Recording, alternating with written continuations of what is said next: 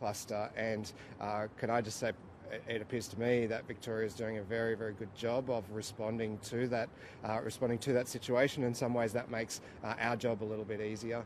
It's too early from our perspective to declare a hotspot in Melbourne because all of those cases at this stage were contracted within the hotel quarantine on level 3, and so there's been no cases of community transmission outside of that location. What we have determined to do, though, is to get our systems right and to ensure that we are collecting information about people coming from Melbourne. We are in the process of reinstigating the border declaration system. What that means is that from 1 a.m. on Saturday, people coming from Victoria will need to make a border declaration. That will allow us to check whether they've been in any of the locations that have been identified by the Victorian contact tracers, whether they are required to get tested, and to notify them that that is the case and require that they isolate if that is the case, and also keep a record of people coming to Queensland from areas that may down the track need to be declared a hotspot so that we can contact them. It just means we're a little bit less reliant on getting information, particularly from airlines. So that will be in place from 1 a.m. on Saturday.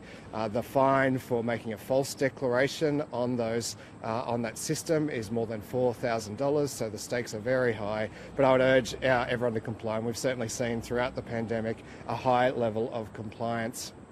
Given that there was cause for some concern from the 29th of January, these alerts apply to anyone who's been in Melbourne from the 29th, but for the purposes of this particular outbreak, the 5th of February. And I can also advise that the one person who we are aware of who returned to Queensland after quarantining at the Holiday Inn during that period has returned a negative test result.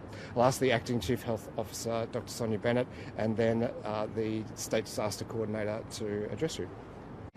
Found if they fail to do so down the track, but obviously this is different to Sydney and New South Wales, where there is a lot of road traffic. Most people coming to Queensland from Melbourne will be coming by air, and they will be met by our police and the other emergency support staff there to ensure that they have all made a declaration.